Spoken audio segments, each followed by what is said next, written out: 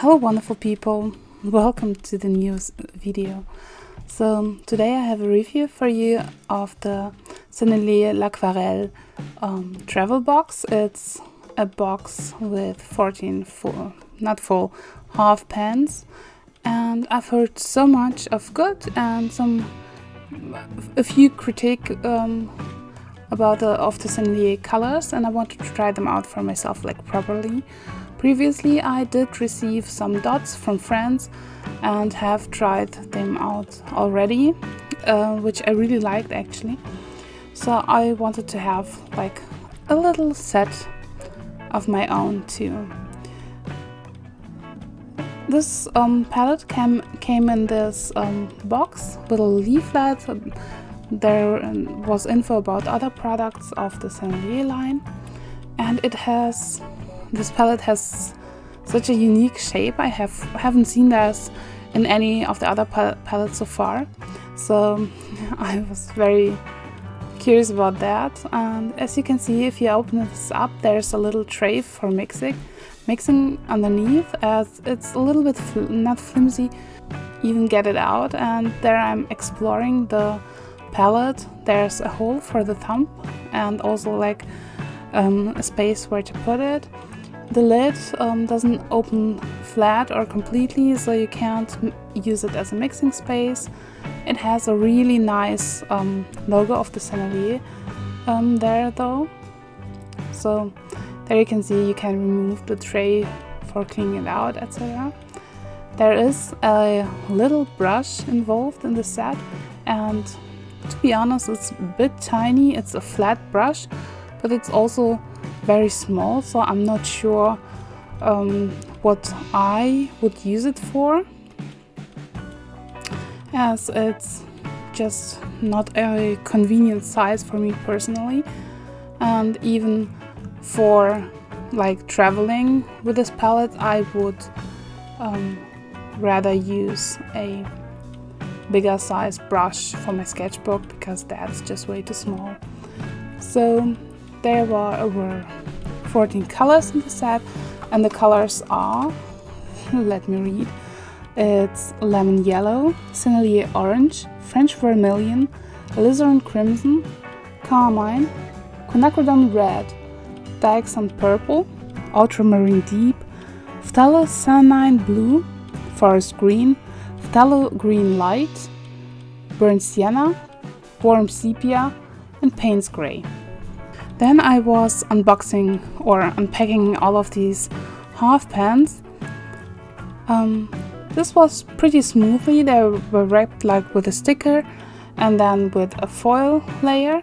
And as you can see that the paint was extruded. It's not filled from wet paint as some brands do it, like Schminke does it. So yeah, I did unpack it, I did swatch it beforehand, and then I attempted a painting, or several.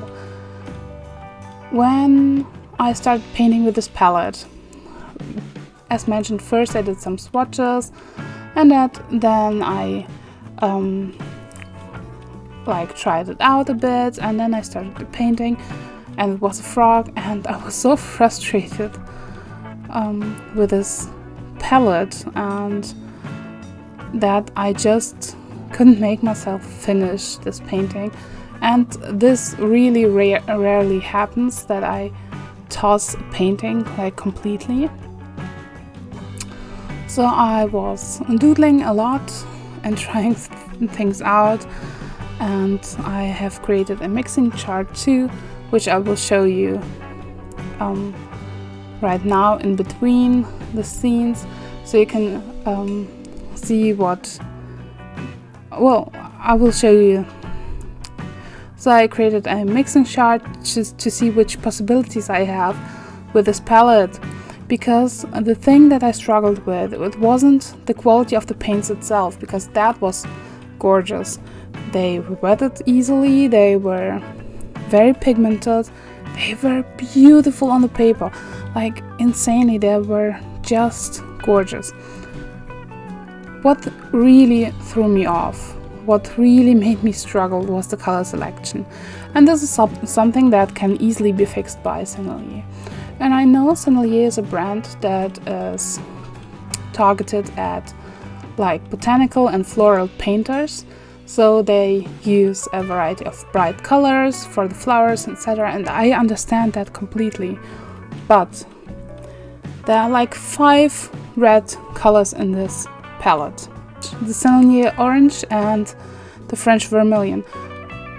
Yes, they are different, but they are so close in hue, and you can see it in the mixing chart that they are just so close that there's hardly any difference when you mix them. And the same goes for the cooler reds that are in this mix. I'm personally not a big fan of Diaxin Purple, but I liked it a lot in this mix because it gave me like a nice deep violet color to create the shadows and some of the hues. I actually like this a lot. There's the standard blues that you can get and will probably get with any palette you buy. It's the ultramarine and the phthalo blue. Like it's, yeah, something that kind of is expected in a palette with a split primary. There is no warm yellow, which I really like to have because most of my palettes have at least a quin gold in them or something that leans towards this color. There are 2 greens which I both find not usable as they are. Not for my art, but also not for botanicals because they look like very weird. I think it would be more useful to have another yellow and also maybe a yellow ochre to be able to mix nicer greens with this palette. As I just mentioned, I miss a yellow ochre a lot because how can you create a palette without yellow ochre? This is a color I didn't like for a long time, but right now I can't imagine having a palette without a really nice yellow ochre in them or something similar. I also would have preferred like a green gold instead of this phthalo green light. It's such a weird bright neon color that, yeah, I don't know. Warm sepia is actually nice. It works a bit with like burnt umber, burnt sienna. I feel like this version in the Sennelier is weaker than the other burnt siennas that I know, and it was the most difficult to re-wet from this set. But, and this is a big but, in comparison to other brands it's still good to re-wet. It just, in comparison to the other Sennelier paints that I had, this was a little bit more difficult. Like I had to not even scrub it, just to use the brush like maybe 4 times on the paint instead of 1 or 2. Yeah, Payne's Grey is a very beautiful color. This one is a little bit more neutral than I have seen other Payne's Grays be, which are usually a lot more blue. After having painted a few paintings, I really have befriended this palette and have used a bit of it up, as you can see in the last shots where I showed the used palette too. So yeah, would I recommend this palette? If you ask me this, I would probably say no, because of the color selection. Would I recommend the Sennelier paints? Yes, because they are very nice. Hi, so here you can hear me live a bit, where I want to talk about this lovely palette. And you have seen me unboxing this and use it on this painting, but I actually wanted to talk to you about the struggles that I've had with it. So basically, the thing is that it has such a weird color selection in my opinion. It has one yellow, it has like 5 reds. Although this one is orange, it's very close to this red here, and these two are very similar as well. There's the accent purple, violet, ultramarine, phthalo blue, forest green, phthalo green light, which is a weird, very opaque, almost neon green color, burnt sienna, warm sepia, and Payne's gray. So when I first started playing with it, I actually was a bit disappointed by not the quality of the paints, but by the color selection. So the mixes that it creates are very much leaning towards red because of the color selection. There are a few colors that neutralize nicely, and I will show it to you soon. But the more I played with it, the nicer it actually was and the nicer it became. So first what I did, and this is my tiny sketchbook, I just tried it out. I tried, that's basically just smearing some paint on the paper. I did try layering and brushwork, and just played around and got myself a bit inspired. It layers nicely, but I don't see any difference in layering compared to other paints, because the pigments that are lifting are still lifting, the ones that are staining do stain still, and same goes for the transparency of the colors, just depending on the pigments that they've used. So then I did paint this one, and I actually like this background color a lot. Here I was watching the colors so I get them right. This is a magnolia that I've painted there, and this actually made me like this palette a lot more. But I've, as you can see, tried painting something pink that would go with the color selection that I've had available there. So then I tried some layering here that you can see.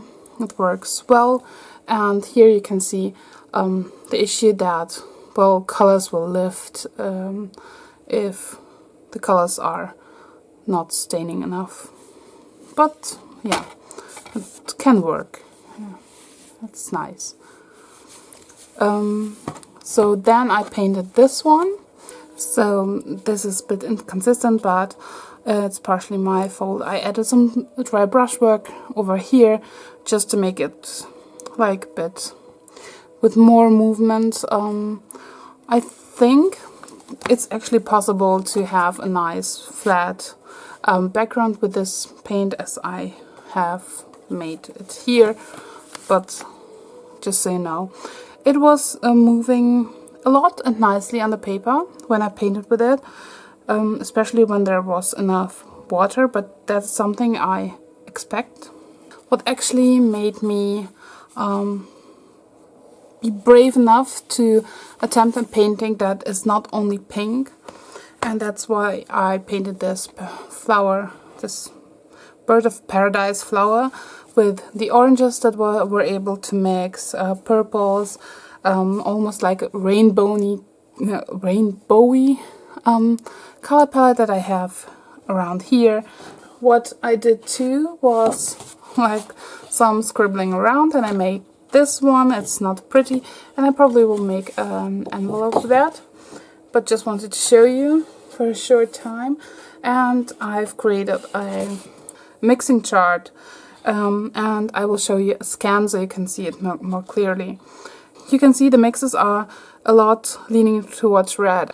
So you can see a big portion of red and oranges that are there, and they're often very similar to each other, which I just don't understand, because it feels so weird to have a travel palette that's so much leaning into one certain like color palette. And then you get nice mixes of like purples, very muted purples. Many of the colors do neutralize into an almost black color. you have very few greens that are nice, at least in my opinion. You can see them in the mixes with the yellow, so in the top row and on the left, as well as with the mixes with a phthalo green light. The mixes with forest green are mostly like neutralized because there are so many reds in them, so it's like a bit weird. There are a few of nice blue mixes, and you get actually some like almost indigo colors in the mixes with Payne's Gray. Then you have like a few brown mixes, but those are not very pretty in my opinion, because I think that those browns could be prettier. Like you get nice reddish browns, but what I really miss in this palette, and I wish there was a warm yellow instead of the orange Sennelier or Sennelier orange, just to have a wider variety. I also would have preferred like green gold instead of the phthalo green light. And I would have liked to have a yellow ochre in the mix, just to be able to mix muted colors faster, which I think we see in nature more often than these very, very bright colors that are available as the mixes here. Overall, I'm pretty happy with the palette. You also can see the primaries that are available there in the set. Other than that, I'm pretty happy with these paints and how they work. And when I got them to work, I was actually pretty satisfied and liked the results. When it comes to the palette, I think it's not very nice as a traveling palette because it doesn't seem sturdy. Like, it doesn't open on its own, but it's kind of a little bit flimsy as it feels, especially the mixing tray and this brush. While this may be helpful, like to remove pants or something, not sure. I don't know why they've added such a little flat brush. I'm not sure what I can use it for. I think it's a bit too thin in my opinion, and like the length is okay for a travel brush, but I really disagree with the size of this brush. I think it must be at least a size 6 to 8 when it comes with the palette, if it's supposed to be the only brush that is used here. What I really like that there are like 2 places for a brush, one in this little mixing tray and one here in the palette itself. That's really nice. So if I was to carry this around, I would probably replace the brush with other ones that I like more. Well, when painting this, you can see I have some indents, but I've painted some swatches, like several swatches actually, some paintings to properly test the paints, so I would be able to give a review and an opinion on them. There is no mixing space in the lid, but this was actually enough. When I painted, I used only this mixing space. And as you can see, I have here some kind of yellow, then a warmer red or more muted red. Here I had like a pink one, which partially was purple. Here I have a muted or indigo color that I've mixed, a nice green that I've used for the leaf, for example, and the brown that I've used for the other paintings too. So this was my review on this one. Yeah, as mentioned, I wouldn't carry this as a travel palette probably. I think if I was to use this, I would prefer it as a palette on my desk. It looks very nice when it stands still there, and it doesn't take up as much place as some other palettes do, so this is something I like. I also like the form of this palette is really nice. I just feel that it's just a bit flimsy somehow, and that's not what I like. But I like how it looks. Alright, it's actually maybe okay. And after I used it, the pens might fall out, but the paint itself doesn't. Yeah. So now we know after I threw it out. Thanks for watching. I hope you have a wonderful day.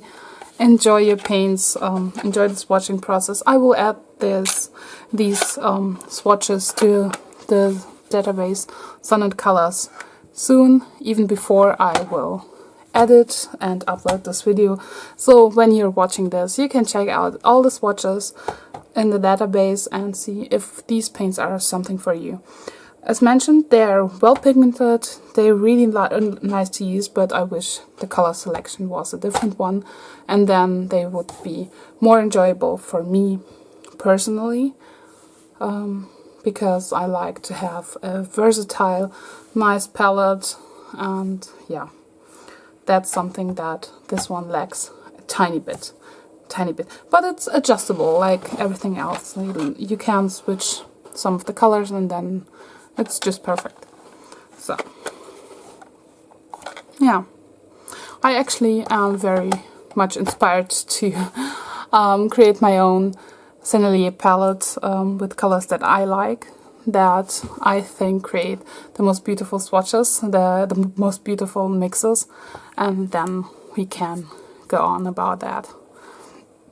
So I hope you have a wonderful day. Hope to see you soon. Bye!